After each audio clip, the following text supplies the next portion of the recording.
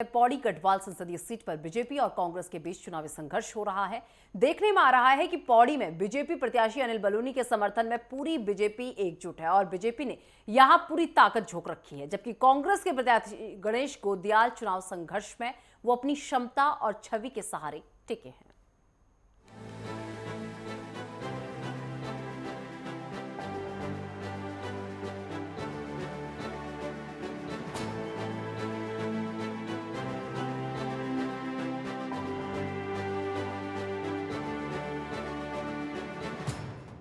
पौड़ी गढ़वाल लोकसभा क्षेत्र से बीजेपी प्रत्याशी अनिल बलूनी के पक्ष में पूरी बीजेपी सघन प्रचार कर रही है।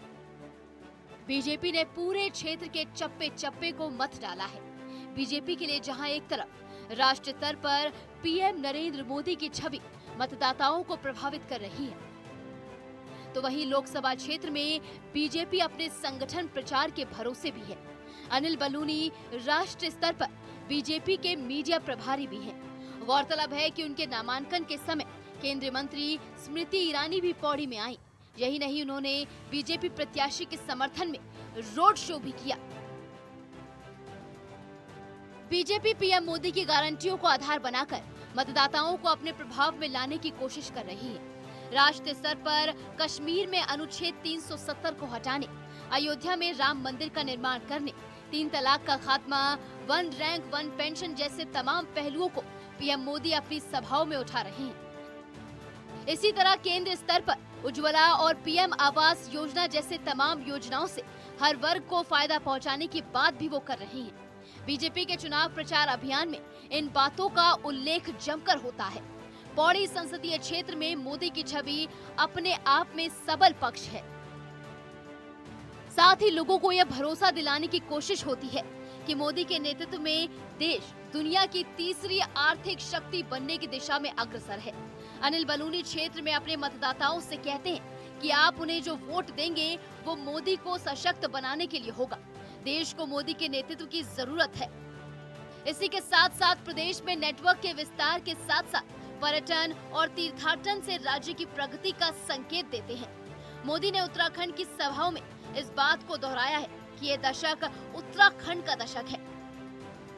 बीजेपी नेता और कार्यकर्ता इसे रामबाण की तरह मान रहे हैं और जनमानस को प्रभावित कर रहे हैं। ऋषिकेश की सभा में नरेंद्र मोदी ने सभी मुद्दों को सटीक ढंग से उठाते हुए जनमानस को प्रभावित करने की कोशिश की। खासकर नवरात्र में उन्होंने उत्तराखंड के शक्ति पीठों का उल्लेख करने के साथ साथ शक्ति के संदर्भ में कांग्रेस पर प्रहार किया। पौड़ी संसदीय सीट पर बीजेपी के प्रत्याशी अनिल बलूनी बीजेपी की राष्ट्रीय प्रवक्ताओं की टोली के नायक हैं। उन्होंने राज्यसभा सांसद रहते हुए जो काम कराए हैं उसकी चर्चा चुनावी सभाओं और जनसंपर्क अभियान में होती है। बीजेपी की टोलियां पौड़ी गढ़वाल क्षेत्र में उन कामों का जिक्र कर रही हैं जिन्हें बलूनी ने राज्यसभा सांसद रहते हुए खासकर पौड़ी लोकसभा क्षेत्र के जो काम कराए हैं उनका आभास क्षेत्र की जनता को बखूबी कराया जा रहा है।